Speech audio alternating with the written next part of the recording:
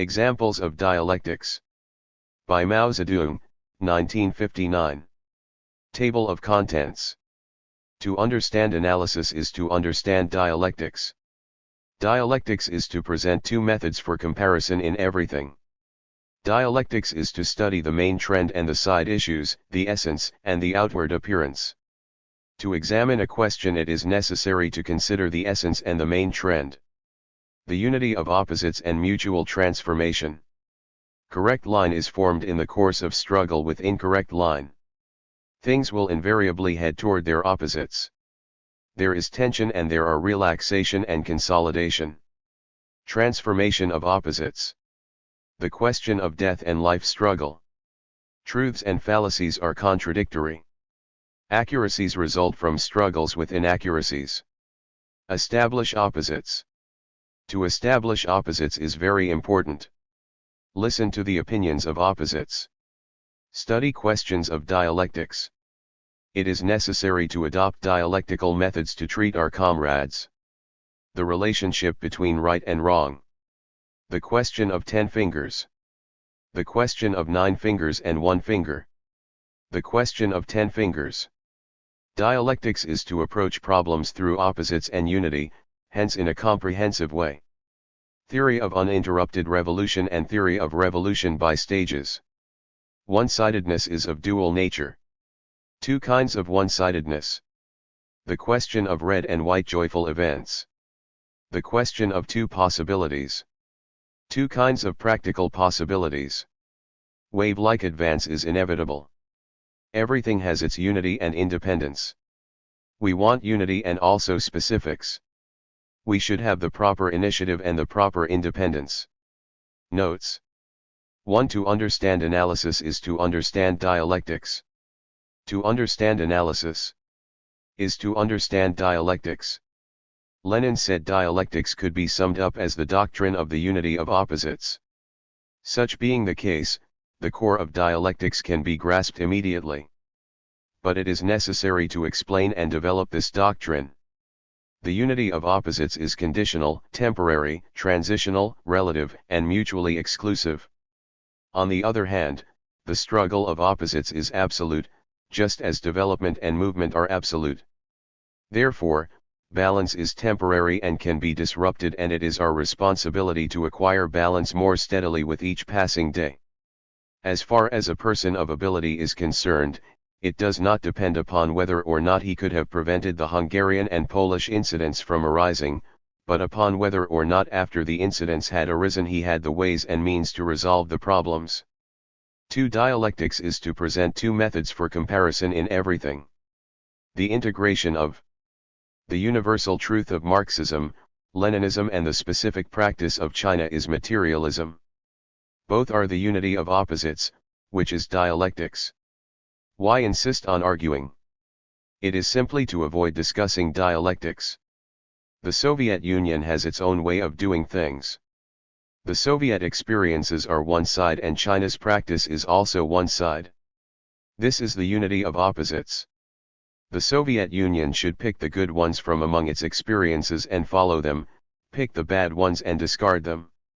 To isolate the Soviet experiences and not integrate them with the Chinese practice is not to pick the good experiences and follow them. If one publishes a newspaper and argues in the same way as Pravda, which is not analytical, he will be like a 3-year-old child, which needs support everywhere, inasmuch as it has lost its independent thinking. In everything, it is necessary to present two methods for comparison. This is dialectics. Otherwise, it will be metaphysics. 3. Dialectics is to study the main trend and the side issues, the essence and the outward appearance. Dialectics is to study the main trend and the side issues, the essence and the outward appearance. In contradictions there are principal contradictions and secondary contradictions. In the past, such errors as anti-venturesome advance arose because we did not grasp the principal contradictions and the essence and tried to solve the secondary contradictions as principal contradictions, and because we took the side issues as the main trend and did not grasp the essence. The State Council and the Political Bureau of the Central Committee held meetings and solved many isolated questions, but they did not grasp the essential questions. At this meeting we brought up many questions from the past for consultation and resolution. For to examine a question it is necessary to consider the essence and the main trend. Marxism tells us that to examine a question, it is necessary to consider the essence, the main trend and the line. This is to see whether or not he builds socialism at home, opposes imperialism internationally and works for internationalism within the socialist camp. These three items constitute a line. As members of the Chinese Communist Party, we also are a party, which opposes imperialism and is for socialism and internationalism. So are the Soviet Union and the other socialist countries. These aspects manifest the essence of the Marxist-Leninist line. We can make a comparison to see if they are steadfast or not. Take Tito. Is he steadfast? It seems to me that all three items are lacking in the things that he does. He does not want any part of anti-imperialism. He is always talking about how good American imperialism is and how bad the Soviet Union is. 5. The unity of opposites and mutual transformation. All provinces, municipalities and autonomous regions should call meetings once every 2 months to review and sum up their work. They should call small meetings of several persons or a dozen or so persons. In the coordination and cooperation aspect they also can hold a meeting every 2 or 3 months. Many changes can occur in a movement and it is all the more necessary to exchange information. The meetings are for the purpose of harmonizing the rhythm of production. Work and production should have rhythm. One wave comes in as another crests. This is the unity of the opposites of high speed and low speed. Wave-like advances under the general line of going all out, aiming high and achieving greater, faster, better and more economical results is the unity of the opposites of high speed and low speed, as well as the unity of opposites of labor and rest. If there are high speed and labor only, it will be one-sided. If it is labor alone and no rest, then how can it be? In doing anything there has to be a period of high speed and a period of low speed. In fighting a war in the past, there had to be periods of consolidation, replenishment, and rest between two campaigns. It would be impossible to fight one campaign after another. In fighting a war there also has to be a tempo. The Central Soviet area was 100% Bolshevized. It objected to consolidation and advocated resoluteness, fearlessness, firmness, and daringness, pressing forward in victory and making a direct attack on Nancy-Chang. How is it possible? Hard battle and rest and consolidation are the unity of opposites.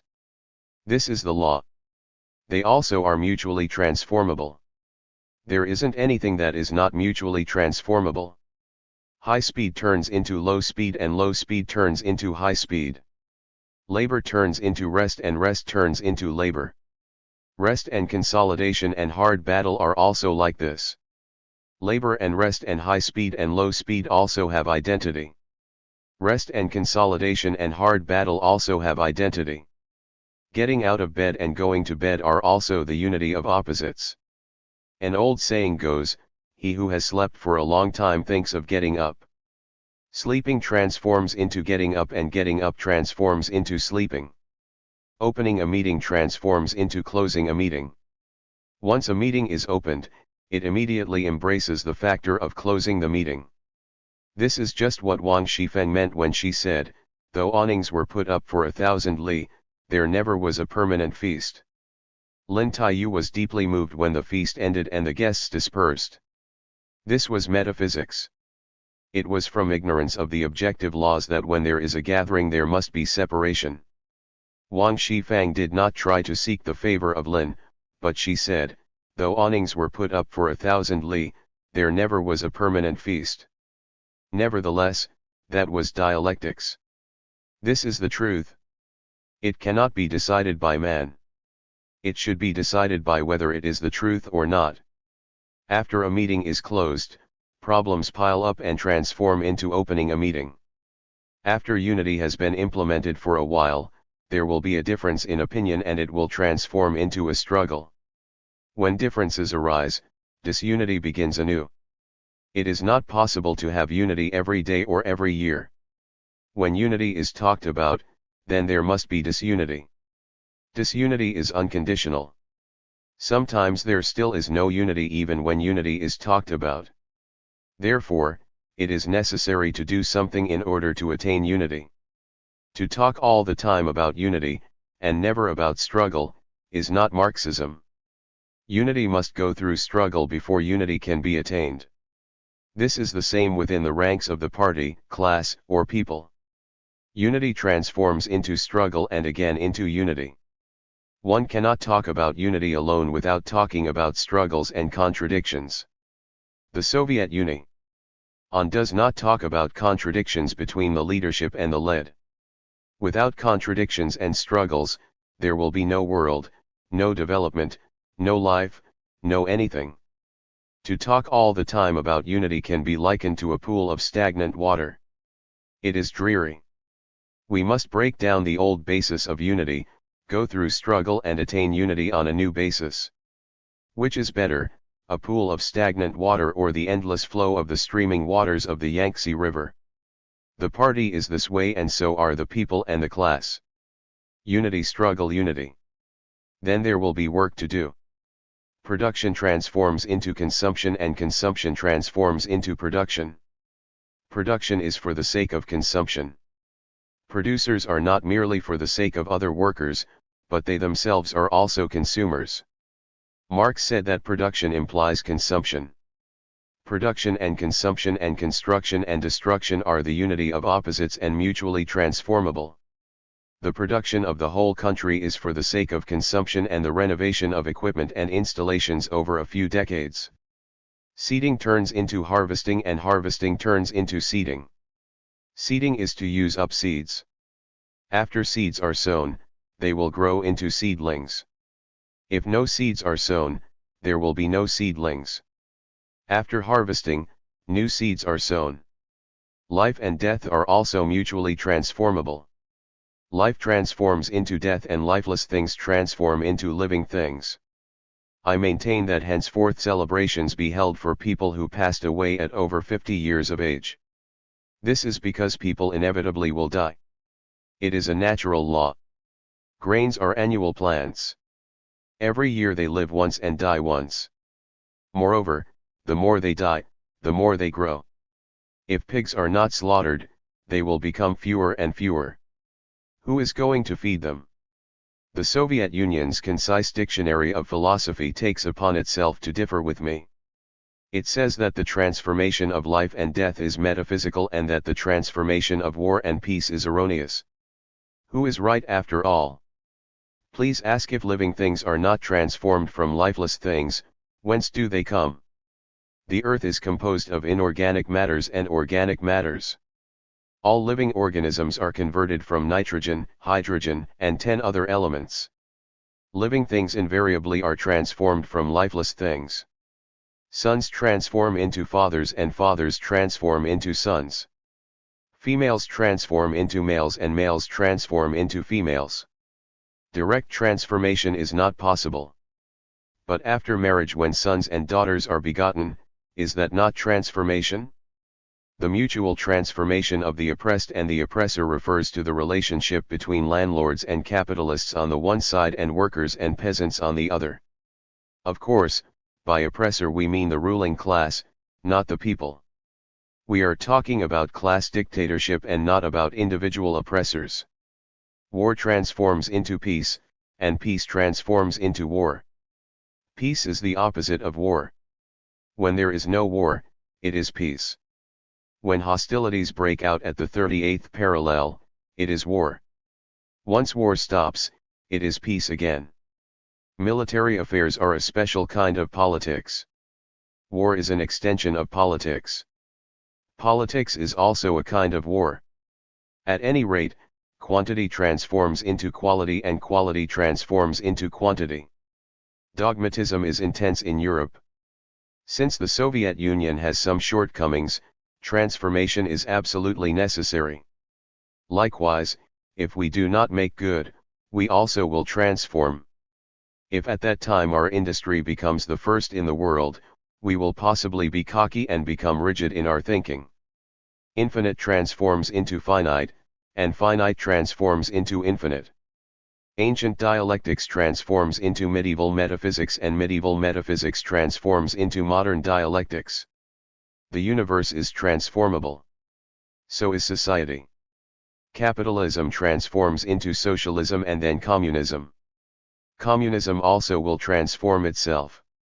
It also has a beginning and an end. To be sure, it will be divided into stages. Perhaps it will be given another name. It will not be fixed. If there is quantitative change only and no qualitative change, it will act contrarily to dialectics. There is nothing in this world that does not go through emergence, development, and extinction. Ape changed into man and man emerged. The ultimate outcome of mankind as a whole is extinction. Man will possibly change into another kind of thing. By then the earth will no longer exist. The sun will have cooled. Even now the heat of the sun has cooled considerably, as compared with ancient times. In the glacial period, changes occurred every 12 million years. When the glaciers came, living things died in great numbers. Under the South Pole there are deposits of coal. Thus it can be seen that it was very hot there in ancient times. In Yensiang County, fossils were dug out bearing traces of bamboo of the Sung dynasty. In ancient times, bamboo was grown in Yensiang. Now it won't grow there. Things invariably have a beginning and an end. There are only two infinites, time and space. Infinites are composed of finites. All kinds of things develop and change gradually. To talk about all this is to make us think and enliven our thought. It is very dangerous to immobilize one's brains. Leading cotters and cotters at central, provincial, regional and county levels are all very important.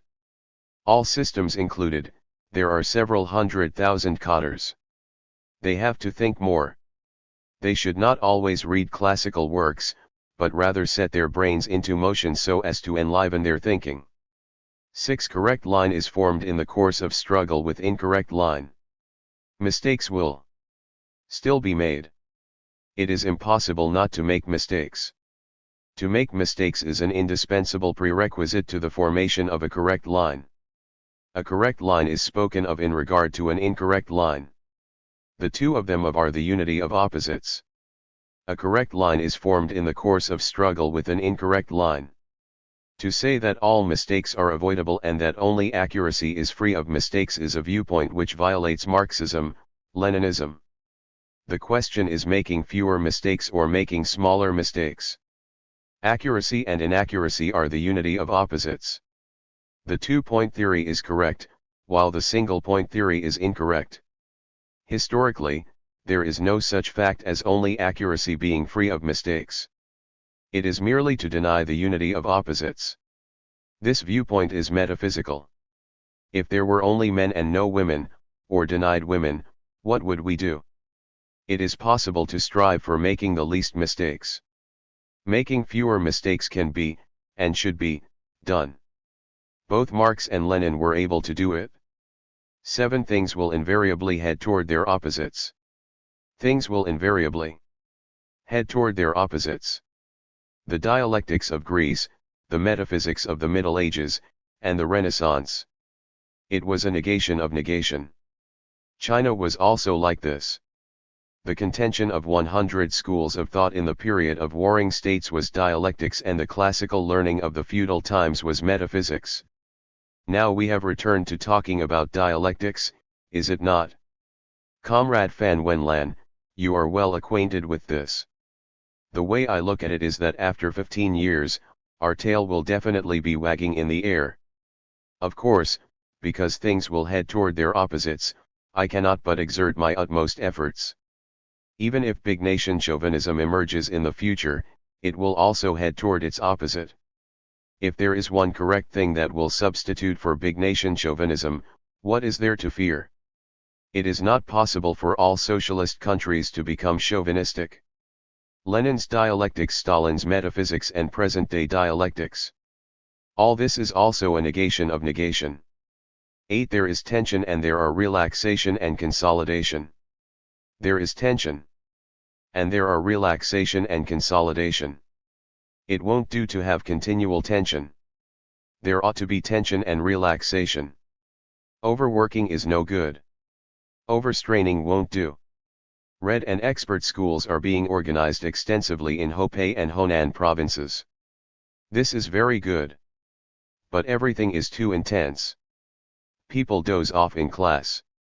Teachers are also tired, but they don't dare to doze off. We must be both fast and slow. If there were tension without relaxation, even Wen and Wu would not have been able to continue for long. If there were relaxation without tension, Wen and Wu also would not have been able to continue for long. Both Emperor Wen and Emperor Wu were saints. But still, they would not have been able to do it. There is tension and there is relaxation. There is unity and there is struggle. It won't do to have unity only and no struggle. We must struggle against the doubting Thomases and those who advocate settling accounts after the fall, but our purpose in so doing is for unity.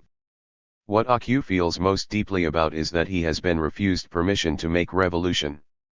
It is not good to criticize him persistently and not help him to reform. Firstly, struggle, secondly, assist. We must be good-hearted. It is bad not to have a good heart or to beget an evil desire, which is nothing more than down with you and let me take over.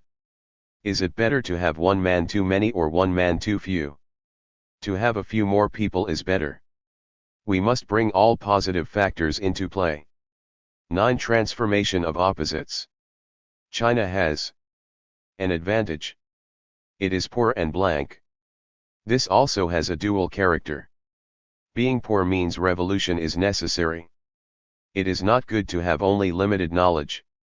But it is comparable to a sheet of white paper. One side has been written on. There is not much more writing to be done. The other side has not been written on. It is blank. There is much writing to be done. For after a few decades we will be able to catch up with foreign countries. 10. The question of death and life struggle. The question of death and life struggle. There has been 10,000 years of death and life struggle. Should death be held in check or not? It won't do to have no deaths. It won't do either to have nothing but deaths. Like the steel quota, the dead guarantee the key point, while the living stay beyond the key point and do not obstruct it. The system of free public care includes both the dead and the living and takes care of everybody. The two aspects of death and life are centralization and decentralization, which unite and have both. Precisely, the system of free public care is the unity of the contradictions between death and life. That is the principle of assuming arbitrary power and decentralizing some of it. 11. Truths and fallacies are contradictory, accuracies result from struggles with inaccuracies. Truth and fallacies are contradictory. Accuracies result from struggles with inaccuracies. Beauty and ugliness are contradictory. If there are no good people, there will be no bad people. If there are no bad people, there will be no good people. If there are no very good people, there will be no very bad people. Fragrant flowers and poisonous weeds. We are not afraid of poisonous weeds. When they have overgrown, everybody will come and dig them out. Truths are developed from struggle with fallacies. In the course of these struggles, good people increase in number and bad people decrease. What are poisonous weeds? I once put the question to Bulganin. Over 100 years ago, tomatoes were poisonous weeds in Europe. I have also said that many historical personalities like Jesus Christ, Galileo, Copernicus, Martin Luther, and Sun Yat-sen and communist parties have been considered by people as poisonous weeds.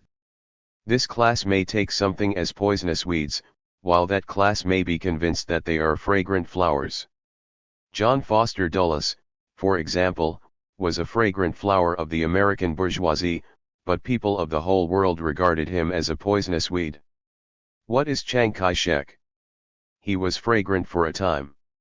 During the Great Revolution he was fragrant. During the War of Resistance people shouted, Long live Chiang Kai-shek. Generalissimo Chiang is an old friend of mine. All this is the unity of opposites, the struggle of opposites. Only when there is comparison can a distinction be made and development materialize. When there is no comparison, how is it possible to develop and create? Marxism, Leninism has been developed in the course of struggle with the bourgeoisie. 12. Establish opposites. There are two kinds of established opposites. One kind has originally existed in society. For example, the rightists. Whether we let them loose or not is a question of policy. When we decided to organize a frank airing of views, we let them out to serve as opposites and mobilized the laboring people to debate with them, oppose them, and knock them down. There were many rightists among primary school teachers. Of the 300,000 rightists, primary school teachers consisted almost one half. Opposites did exist in the persons of the 300,000 rightists. We have let them loose so as to educate the people and enable the people to analyze them. The other kind of established opposite does not exist in nature, but it possesses material conditions. For example, after building a dam, we can employ artificial methods to establish opposites so that the level of the water can be raised or lowered to generate power or to sail a boat. Putting a factory into operation is also an artificially established opposite.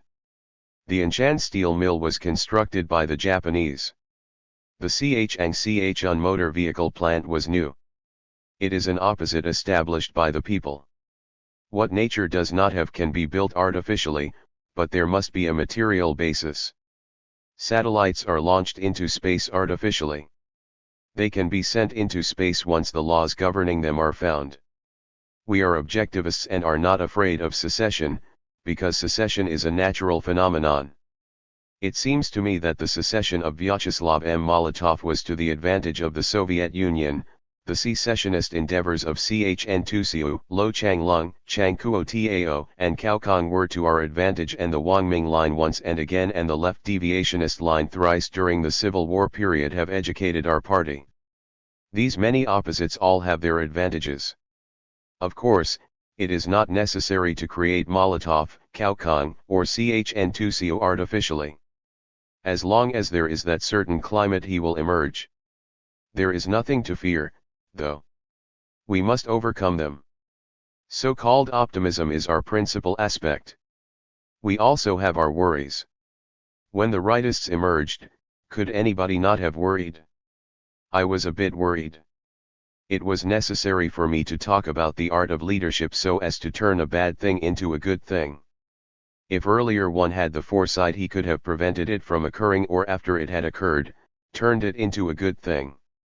We will not be afraid if among the 12 million party members there are 20,000 or 30,000 who possess awareness and foresight. What is there to be afraid of, anyway? It won't do to be afraid. We will strive for not having to fight a world war. But if we have to fight, we will not be afraid. The general policy is, to take warning from the past in order to be more careful for the future, to treat the illness in order to save the patient. We must allow people who have made mistakes in line to correct those mistakes. Today we are very much united. Everything is calm. All is well in the center and locally. We have now resolved the anti-venturesome advance problem and attained new unity on a new basis. 13. To establish opposites is very important. The initiative of the masses exists objectively. It is very important to establish opposites. If we allow the rightists to turn loose or speak up, it is according to plan. We do this in order to establish opposites. After the rectification campaign, some comrades overlooked rectification and remolding and laid stress on big character wall newspaper and the two anti-movement for the purpose of establishing opposites. So-called opposites can only be established if they are things which exist objectively. Things, which do not exist objectively, cannot be established as opposites. 14. Listen to the opinions of opposites. To respect materialist Dialectics is to encourage debate. We must listen to the opinions of opposites, raise questions, and expose the opposites. 15 Study questions of dialectics. I don't know which comrade brought up at the Changchao conference the question of big collective and small freedom. Anyway, it is very good. If it were big freedom and small collective, John Foster Dulles, Huang Yen Pei, and Jung I Zhen would have welcomed it. We have to grasp production and livelihood as well. This is the unity of opposites. To walk on two legs is also the unity of opposites. All this belongs to the domain of dialectics. Karl Marx's theory concerning materialist dialectics made great progress in our country in 1958. For example, under the prerequisite of giving priority to the development of heavy industry, we have carried out the simultaneous development of industry and agriculture, of heavy industry and light industry, of national industries and local industries, of big, medium and small-sized enterprises, of small indigenous groups and large modern groups, and of indigenous and modern methods. Then there is the system of administration, central unified leadership and local level-to-level administration. Authority must be distributed among all places from the central government down through provinces, regions, counties, and communes to production teams. It is not beneficial to give them no authority at all. These several conceptions have been affirmed in our party, and this is very good. Small indigenous groups and large modern groups are also being promoted simultaneously. There still are medium modern groups. Are Tiangshan and Lin Yunkang, for example, not medium-sized? Are there small modern groups? Yes, there are. Besides, there are modern indigenous integrated groups. In a word, this is very complicated. Some countries in the socialist camp will consider these things as illegitimate and not permissible. We permit them. In a country such as ours, which is poor in the extreme, it is very well to organize some small indigenous groups. It will be too monotonous to concentrate on organizing large modern groups. In agriculture, it is also very complicated. There are high yields and low yields. High and low yields exist simultaneously. The policy of three-third system now being implemented extensively in cultivation was a creation of the masses. It was grasped by the Peitaiho Conference, which set forth 1/3 of the land for growing foodstuffs, 1/3 of the land for lying idle, and 1/3 of the land for growing trees. It is possible that this will be the trend of agricultural development. The Peitaiho Conference also came out with an 8-point charter for agriculture, irrigation, fertilizer, soil improvement, seeds, close planting, crop protection, reform of farm tools and field management. Irrigation means water. Man can't do without water. Likewise, plants can't do without water. With regard to social systems, there are in the socialist stage two kinds of ownership which exist side by side and are the unity of opposites. Collective ownership contains the factors of communist ownership by all the people. Yu Qin recently said that China is correct in presenting the viewpoint that collective ownership contains the communist factors, and that the Soviet Union's collective ownership and ownership by all the people also contain the communist factors. Capitalist society does not permit organizing the mode of production of the socialist collective, but the communist factors should be allowed to grow in socialist enterprises under the leadership of communist parties. Stalin was wrong in rendering absolute the three kinds of ownership, namely collective ownership, socialist ownership by all the people, and communist ownership by all the people, and describing them as distinctly separate. Will the above constitute the development of dialectics or not? 16. It is necessary to adopt dialectical methods to treat our comrades. In treating our comrades, regardless of who they are, so long as they are not hostile or subversive elements, we should adopt an attitude of unity and dialectical methods instead of metaphysical methods. What is meant by dialectical methods?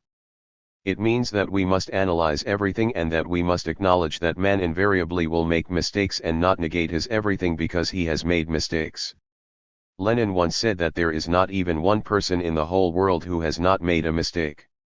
I have committed many mistakes. These mistakes have been useful to me and have educated me. Any one person needs the support of others.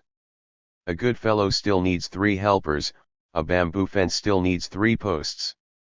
This is a Chinese proverb. Another Chinese proverb has this to say, although the water lily is well and good, it still needs green leaves to lend support. You, Khrushchev, although your water lily is well and good, it still needs green leaves to lend support. XXX, my water lily isn't well and good, it needs green leaves to give support all the more. We in China have yet another proverb, which goes something like this: 3 cobblers with their wits combined can equal Chukaol Yang, the mastermind. We are dealing with collective leadership. Alone Chukaol Yang just isn't complete and will always have shortcomings. To me it seems an ill-advised attitude to call oneself omniscient and almighty like God. Therefore, what attitude should we adopt toward comrades who have committed mistakes? We should be analytical and adopt dialectical methods and not metaphysical methods. Our party had previously bogged down in metaphysics, dogmatism, by completely destroying those people whom it did not like. As time passed, we criticized dogmatism and learned dialectics bit by bit. The basic viewpoint of dialectics is the unity of opposites. After acknowledging this viewpoint, what are we to do with a comrade who has made mistakes? Firstly, we will conduct a struggle to criticize thoroughly and eradicate completely his erroneous ideology. Secondly, we will help him. 1. To struggle, 2. To help. Starting from this, we will help him to correct his mistakes so that he will have a way out. It will be different to treat another type of people. People like Tito and China's own CHN Tusiu. Toward them there is no way to adopt a helpful attitude, because they are beyond remedy. People like Hitler, Chiang Kai-shek, and the Tsars are also incorrigible and there is nothing to do but knock them down. This is because, as far as we are concerned, they are not of a dual nature, but of a sole nature. In the final analysis, it is also like this with regard to the imperialist and capitalist systems. In the end, they will certainly be displaced by the socialist system. The same with ideology. We will substitute materialism for idealism and atheism for theism. This is strategically speaking.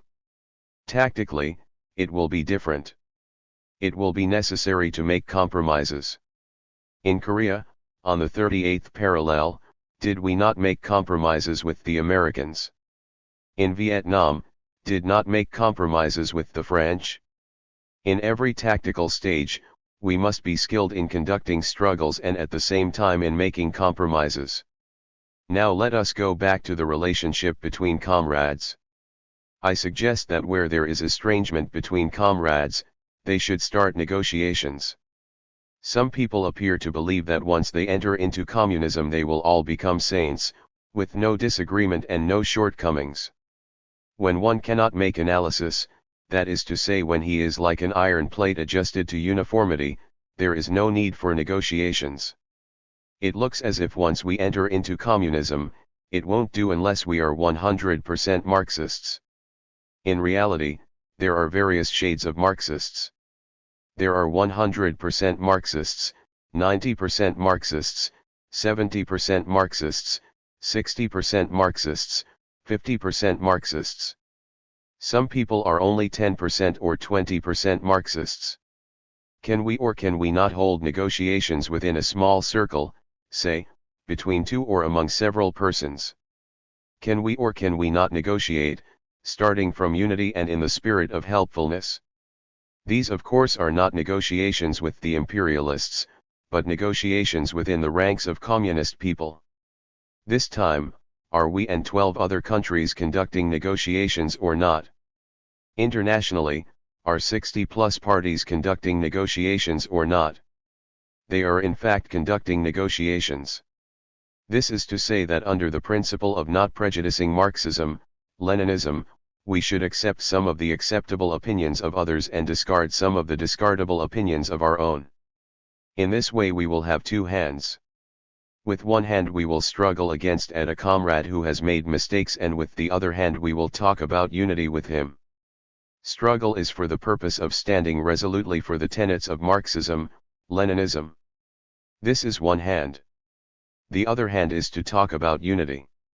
Unity is for the purpose of giving him a way out and making compromises with him.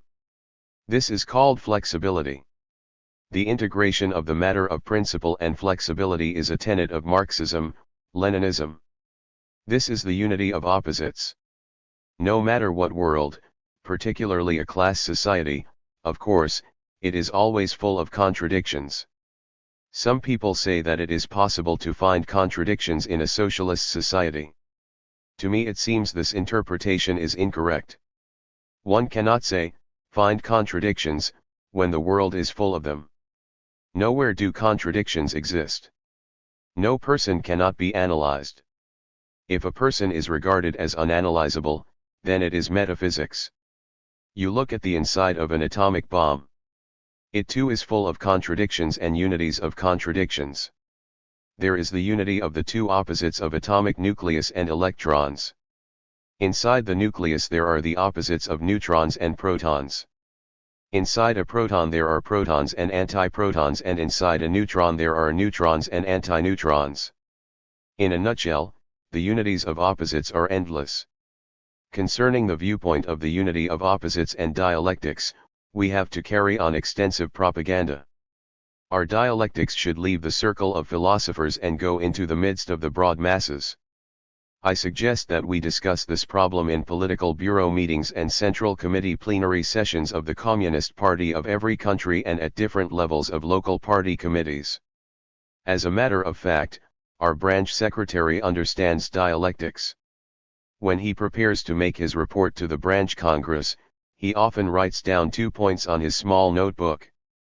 The first is merits, the second defects, which is 1 dividing into 2. This is a universal phenomenon. This precisely is dialectics. 17. The relationship between right and wrong. Within the party, or outside the party, we must distinguish between right and wrong. An important question is how to treat people who have made mistakes. The correct attitude is to allow everybody to make revolution. When he has made a mistake, it is necessary to adopt the general policy of taking warning from the past in order to be more careful for the future, and treating the illness in order to save the patient, and help him to correct his mistake. The true story of AQ is a fine piece of writing. I would advise those people who have read it to reread it, and those who have not read it to read it carefully. In this story, Lu Xun wrote about a backward and unconscious peasant who feared most the criticism of others and would quarrel with anyone who criticized him. On his scalp there were ringworm scars in some places. AQ himself did not want to talk about these scars and was afraid that others would talk about them. The more he acted like this, the more people would talk. In the end, AQ would be put on the defensive. However, Lu Xun specially wrote a chapter under the heading, Barred from the Revolution, in which Magistrate Chao was said to have prevented AQ from making revolution. Actually, what AQ called a revolution was merely to loot a few things for himself. But Magistrate Chao would not even let him make revolution in this way. As to comrades such as Huang Yifeng and Chang Xiuyun who have committed mistakes, some people say that we will have to see whether they reform or not. I say that it won't do just to see. We still have to help them to amend. This is to say, firstly, to see, and secondly, to help. The ideology of people who have not been helped sufficiently cannot be correct. If people make mistakes and you take pleasure in their calamity, then it is sectarianism.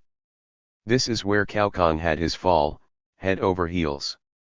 He fabricated things such as a 4-man clique and 2 market stalls. Assuming that these are true, what he should have done was firstly, to see, and secondly, to help. But he was not ready to do that. In the end, he fell down so hard he could not get up again. As far as the revolution is concerned, it is always better to have a few more people. Aside from a handful who persevere in mistakes or have a share in them whenever mistakes are made, the majority of people who have committed errors can be rectified. They are exactly like people who obtained immunity after being afflicted with, say, typhoid fever. as long as they are good at drawing lessons from mistakes in the future. On the contrary, people who have never made mistakes are especially prone to them, because they are too cocky. We must take note that if one excessively rectifies people who have committed mistakes, it often ends up having himself rectified. If we sincerely treat people who have made mistakes, we can gain popular support and solidarity with the people. Whether a hostile attitude or a helpful attitude is adopted, the treatment of comrades who have made mistakes will be a criterion by which to distinguish the good-hearted from the black-hearted people. The general policy of treating the illness in order to save the patient is the general policy uniting the whole party. We must hold fast to this general policy. 18. The question of 10 fingers. It is permissible to arouse emotions, but not to give vent to them. Sometimes, due to inexperience, we cause the masses to suffer setbacks for a time. Mistakes occurred on a number of questions. Examples: there were people who said too many cooperatives had been organized and wanted to chop off 10,000 of them. The two-wheeled double-share plow was given a bad name in the South. Now take the lewd poetry of a lecherous man for instance. Sung Yu attacked one point and came up short of the rest. The method is not good. But it was with this method that the rightists attacked us. A person has 10 fingers. If a boil appears on one of them, he will have to ask a doctor to treat it. He cannot chop it off. The other 9 fingers are still good. Frequently, when people see that one finger is injured, they will say all 10 fingers are defective. The rightists have attacked us in this way. However, good people sometimes also look at it the same way, and there are such people in the Communist Party. Be they members of the Communist Party or Democratic parties or business circles, or be they highly qualified intellectuals, the majority of people can make progress. Even the rightists, the majority of them can become good again. If you don't believe in the majority, then you have lost confidence. And it is not good to lose confidence in the cause of the people. Today, 70% to 80% of the university students come from families of the exploiting class. But rightists constitute only 2% to 3% of these students. Aside from individual cases, these students will not be expelled from school. By employing such a policy, we can reform them. 19. The question of 9 fingers and 1 finger. Our comrades often are confused by their 10 fingers. Whenever something goes wrong, they will forget the 10 fingers. When shortcomings appear within the ranks of the laboring people, it is a question of 9 fingers and 1 finger. When our comrades make mistakes, it is also like this. Here I am not talking about Ku Ta Tsun, Li Xineng, PNXX, CHN Tsai Li, and Li Feng. Comrade Wu Piuchi made a very fine speech.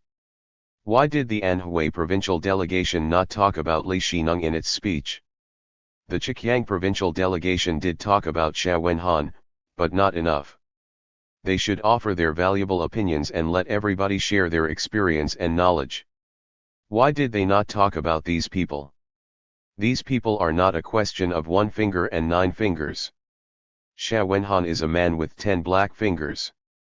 So is CHN Tsai Li. Li Xineng has 9 black fingers, only one of his fingers is clean. Comrades who have made mistakes and to whom I have referred as people with 9 and 1 fingers, wavered in stormy times, but are now seeing clearly. I do not mean these people. We should unite with activists at various levels and protect them and persist in protecting them. Although they have made mistakes, they are activists. They were afraid of blaming themselves during the full and frank airing of views. If we insist on shielding them, then everything will be all right. Their mistakes are only 1/10. In the rectification campaign we should persist in protecting these cotters. The question of protecting the cotters is mentioned in the documents of the Tsingtao Conference. As in the past, contradictions within the ranks of the laboring people are by and large a relationship between 9 fingers and 1 finger, individual cases excepted. Of the bourgeois middle of the roaders, those in dead center are bourgeois things with 5 and 5 fingers, those left of center are bourgeois things with 6 to 7 good fingers, and those right of center are bourgeois things with 6 to 7 black fingers. They have opposed the ideology of the people for so long that they cannot wash themselves clean all at once and need cleansing over and over again. Bourgeois ideology will still seek restoration. There will be no big restoration, but small restoration is quite likely. Low XX said that counter-revolutionary restoration would still come and mentioned the mass line. He spoke well. Indeed, the bourgeoisie are also capable of stirring up a storm. Some of our comrades will still waver in the face of a grade 12 typhoon. The moment unrest sets in, restoration will follow. But the whole party has gone through another year of tempering with the experience of last year and should be able to sit tight in its fishing boat in spite of the wind and the waves. During the Polish and Hungarian incidents we did not have any problem. And although last year's storm was so big, our boat did not capsize. Some people say that our editorial entitled "Why Is This?" was written a bit too soon. It wasn't too soon. If we had waited longer, some of the leftists would have rotted. As a matter of fact, after December last year, we still exposed among the primary school teachers over 100,000 rightists, who constituted one half of the 300,000 rightists all over the country. They were then making frenzied attacks on us. Didn't somebody say that after Chang and Lo delimited the rightists clearly, they would not attack us anymore? They attack just the same. As long as the temperature reaches a certain degree, these things will be let out in the same old manner. Don't forget 9 fingers and 1 finger. We precisely forgot this question during the anti-venturesome advance movement of 1956. We must not look at a problem in its essence. We should draw a lesson from it. 20. The question of 10 fingers. The question of 10 fingers. Man has 10 fingers. We must enjoin the cotters to be good at learning how to distinguish 9 fingers from 1 finger, or the majority of fingers from the minority of fingers. There is a difference between 9 fingers and 1 finger. This thing looks simple, but many people don't understand it. We must publicize this viewpoint. There is a difference between general situation and local situation, between generally and individually, and between main trend and side issues. We must be mindful of grasping the main trend. If we grasp the wrong thing, we will certainly fall head over heels. It is a question of recognition and a question of logic as well. We say 1 finger and 9 fingers, because it is a more lively way of speaking and more in conformity with our work conditions. Unless mistakes arise in the basic line, we have always netted major achievements in our work. However, this way of speaking does not apply to some people. For example, almost all the 10 fingers of rightists, many of them ultra-rightists, have rotted. Among the students, the majority of ordinary rightists have more than 1 rotting fingers. But then not all of their fingers are rotting. That is why they still can remain in school. Attack one or several points, exaggerate as much as possible and come up short of the rest. This is a metaphysical method, which is divorced from actual conditions. It was the method used by bourgeois rightists when they launched their frenzied attacks on socialism in 1957. Historically, our party suffered great damage through the use of such a method. It was during the time when dogmatism reigned supreme. The Lilisan line was also like this. Revisionism or right opportunism also employed this method. The CHN-2CO line and the Wangming line during the War of Resistance against Japan were like this. In 1934, Chiang Kuo-Tao also used this method.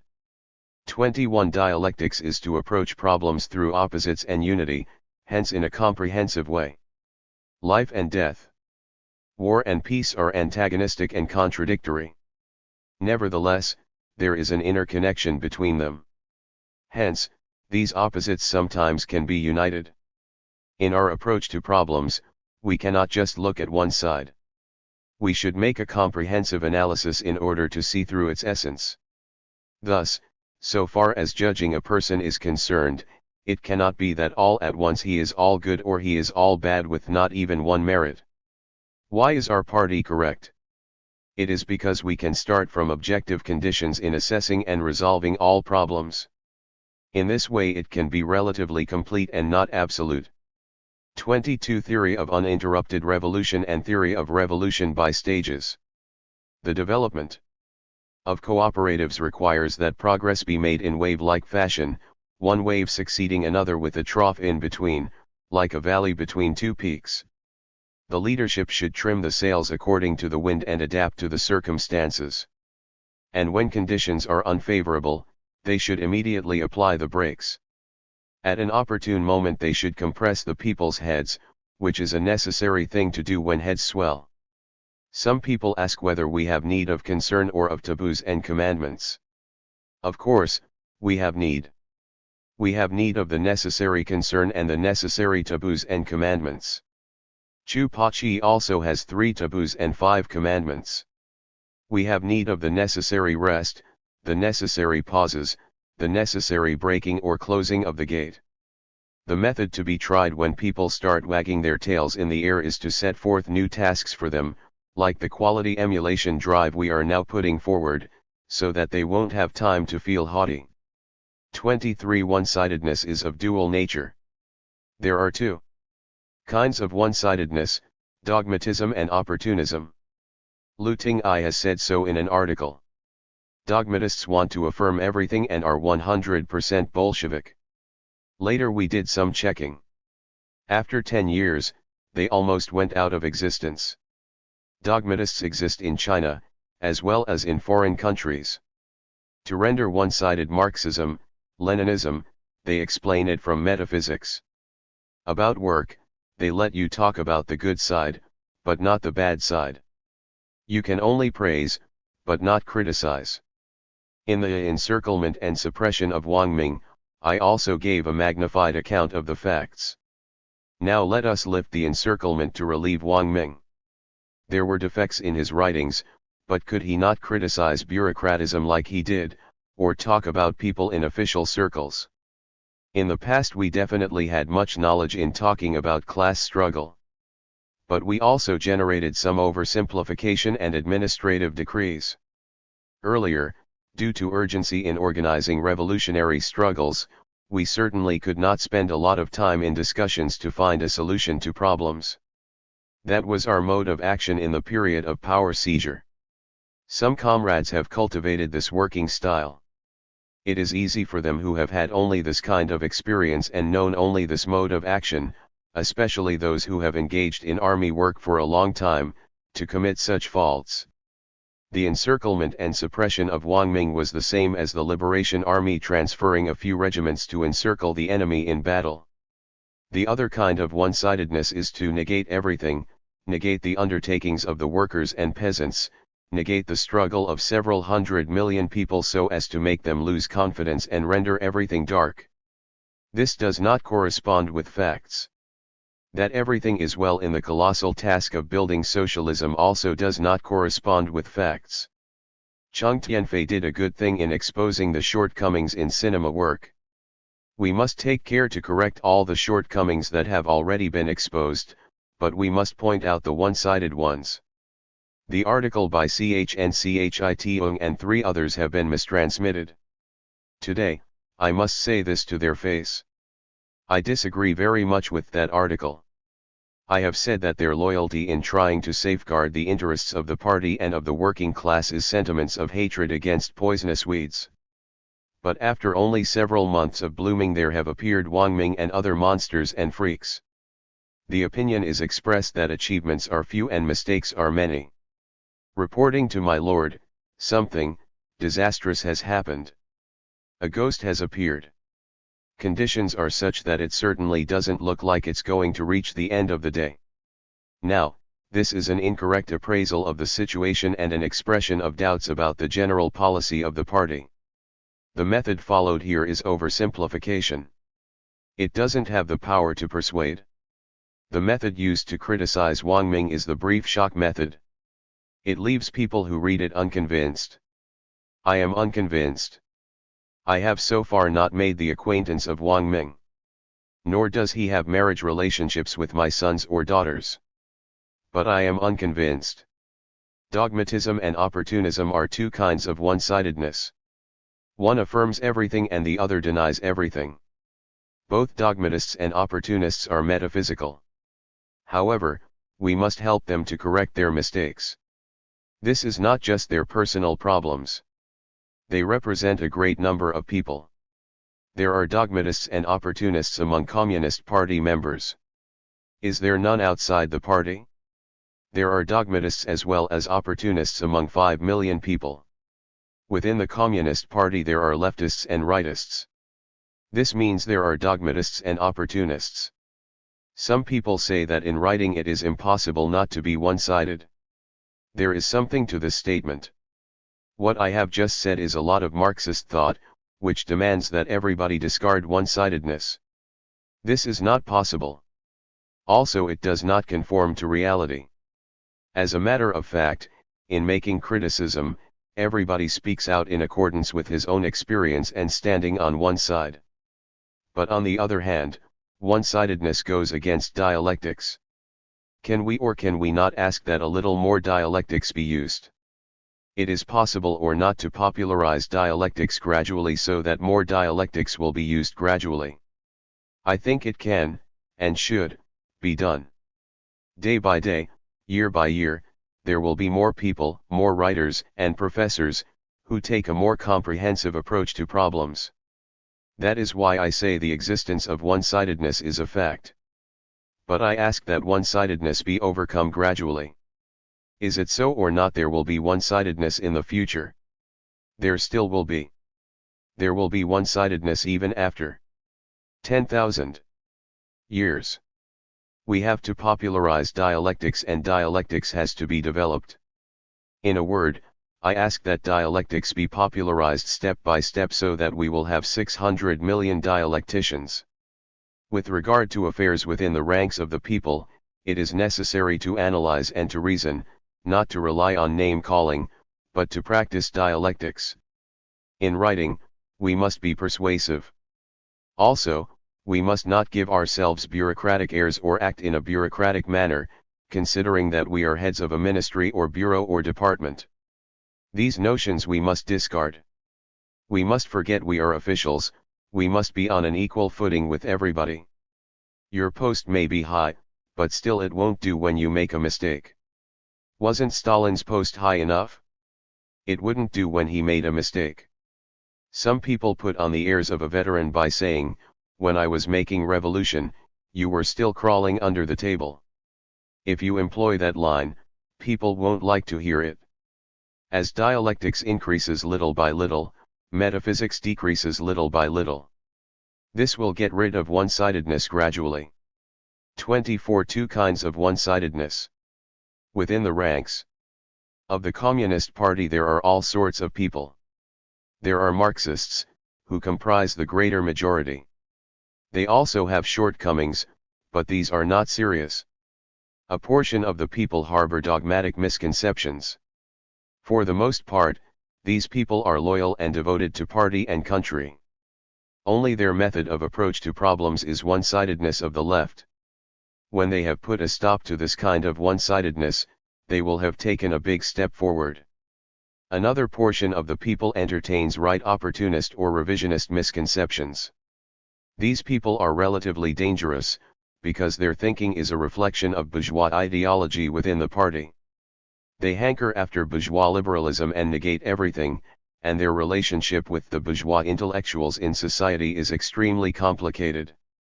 For several months now, people have been criticizing dogmatism, but have omitted revisionism. Dogmatism should be subjected to criticism. If dogmatism is not criticized, many misconceptions cannot be corrected. Now we should begin to see to it that revisionism is criticized. Dogmatists may head toward the opposites, that is either Marxism or revisionism. In the light of the experience of our party, more dogmatists will head toward the former, while only isolated cases will head toward the latter. This is because they are an ideological faction of the proletariat, which has been affected by the frantic viewpoint of the petty bourgeoisie. Some of the dogmatists who were attacked were in fact people who have made mistakes in their work. Some dogmatists who were attacked were in fact Marxists. They were attacked by certain people who wrongly took them for dogmatists. Real dogmatists have a reason to feel that left is better than right.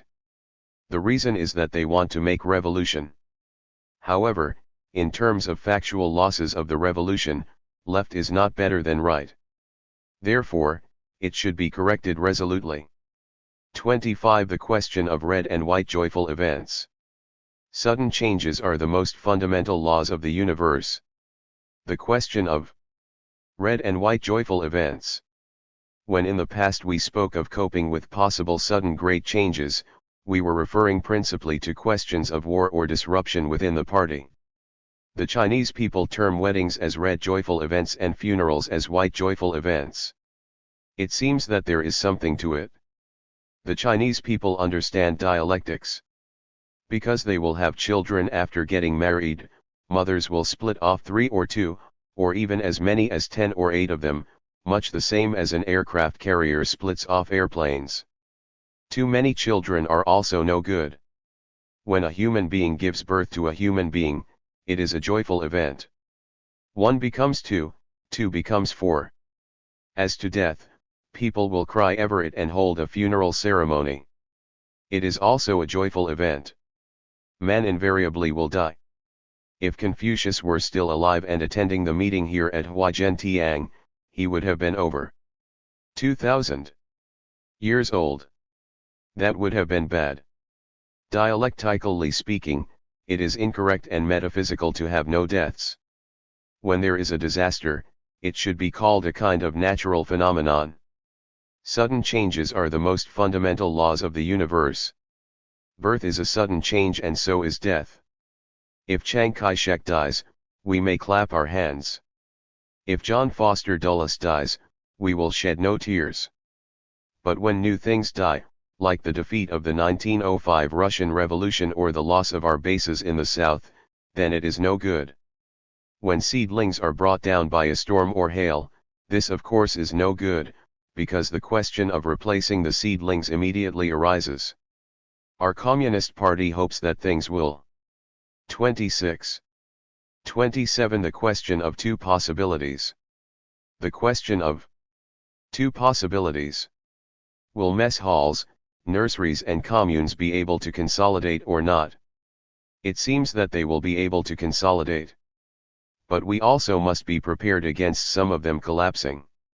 2 possibilities, consolidation and collapse, exist simultaneously. If we are not prepared, we may fail utterly.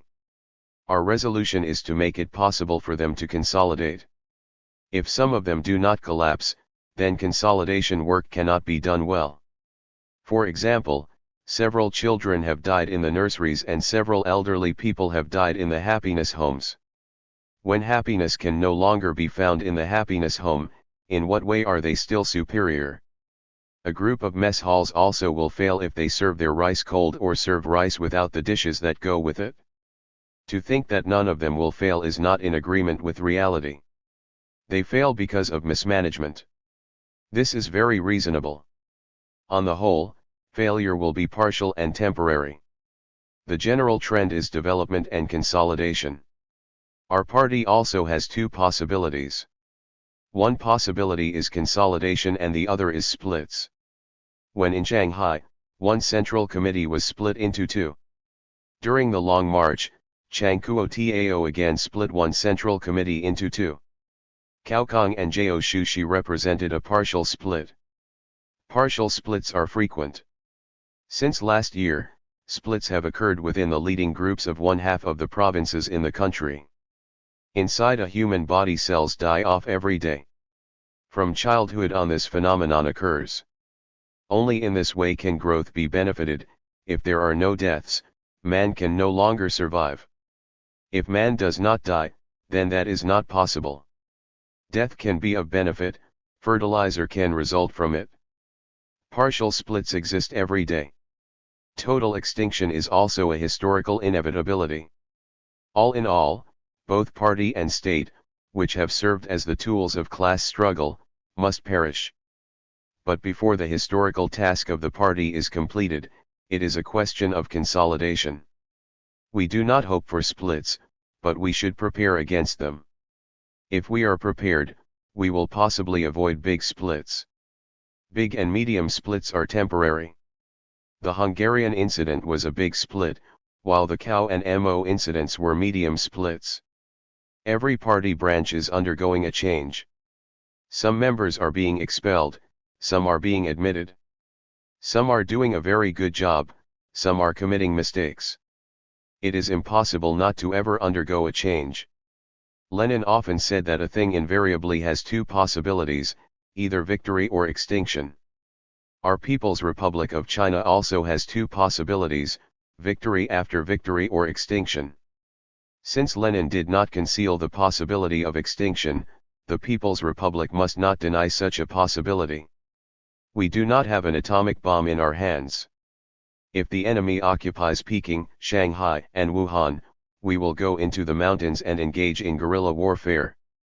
We will go 10, 20 years backward and return to the Yan'an period. Therefore, we must make vigorous preparations, exert our energies to produce tens of million tons of steel within 3 or 4 years and establish an industrial base so that we will be more consolidated than now. At present our name is quite famous throughout the world. 1. Because of the shelling of Quemoy, 2. Because of the people's communes, and 3. 10.7 million tons of steel. It seems that because of these several things, our reputation is great. But our strength is not. We are still poor and blank. We have acquired tool of an inch long in our hands, and we have accomplished not a thing. Though we now have an inch of iron, our country is actually weak. Politically we are a powerful country. Economically and militarily we are a weak country. That's why the task before us is to transform from weakness to strength. We must exert our energies to undergo a change for the better in 3 years' time. Within 3 years we can bring about only a partial change, and not a basic change. After another 4 years, which makes it 7 years altogether, everything will be better and our reputation will correspond to reality. Now our reputation is great and our strength insignificant. This we must understand thoroughly. Don't start walking on air the moment you are praised by a foreigner or the moment you open a newspaper and see that it is full of accounts of our soaring enthusiasm and our miraculous doings. In fact, good steel amounted to only 9 million tons. Rolled steel production should be figured at 30% less, hence only 6 million tons. We must not deceive ourselves. A lot of grain was produced. After reductions have been allowed, the production in all places was 860 billion caddies. We have said it was 750 billion caddies. This is to say that they turned up a little more after poking here and there. The 110 billion caddies which they turned up have not been taken into account. Nobody suffers if we really have but do not take into account those 110 billion caddies. Things will still be there. We were only afraid of being without and so we made a reduction. Granting that there were 860 billion caddies, allowances should be made for 1/4 of the output being tuber crops. We might as well make this clear. A meeting should be held in every province, region, or county to discuss this problem. Some people don't like to hear what I'm saying. But I insist on talking about this very unfortunate thing. Whether it is the collapse of the communes or public mess halls, splits in the party, divorce from the masses, occupation by the US, extinction of the nation, or engagement in guerrilla warfare, we have a Marxist law, which takes care of everything. And that is, all these unfortunate things are temporary and partial. Historically, our many defeats have proved this point. During the Long March, the reduction of our forces from 300,000 in number to a little over 20,000, and that of party members from 30,000 to a few thousand were all temporary and partial. The extinction of the bourgeoisie and imperialism is permanent, however. The setbacks, defeat, or extinction of socialism will be temporary because it will be restored before long. Even if restoration is defeated, it also will be temporary. After the Great Revolution of 1927 was defeated, we took up arms again to fight a guerrilla war. Unforeseen wind and clouds may appear in the sky suddenly.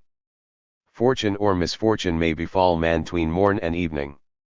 All of us must be prepared. From of old, men of 70 years have rarely been seen. Man invariably will perish. A person always will die.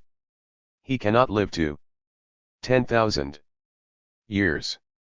Man should prepare to set his affairs in order before he dies. This is all gloomy talk. All men will die.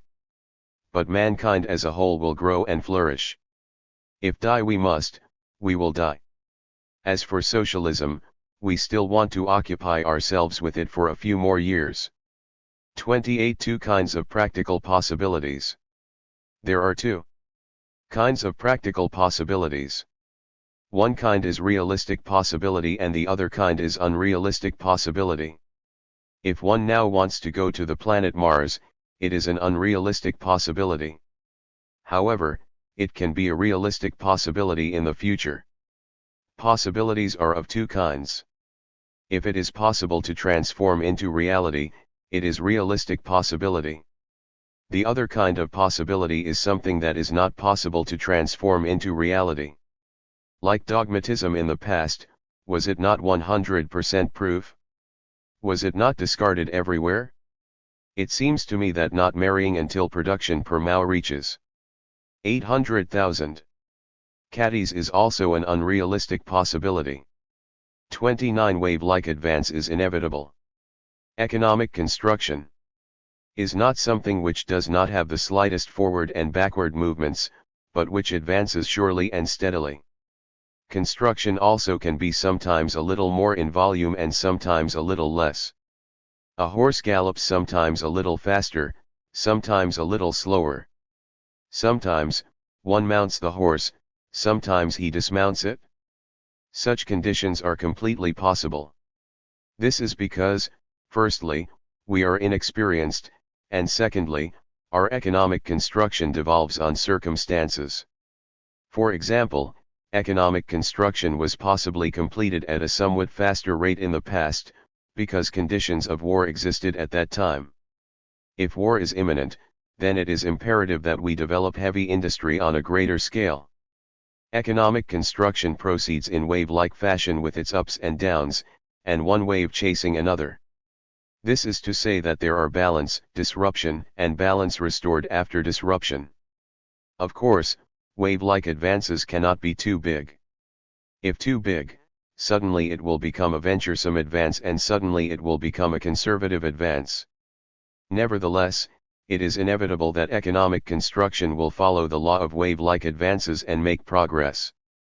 If you acknowledge this point, then it will no longer startle you when we make a venturesome advance this year and perform a little less next year.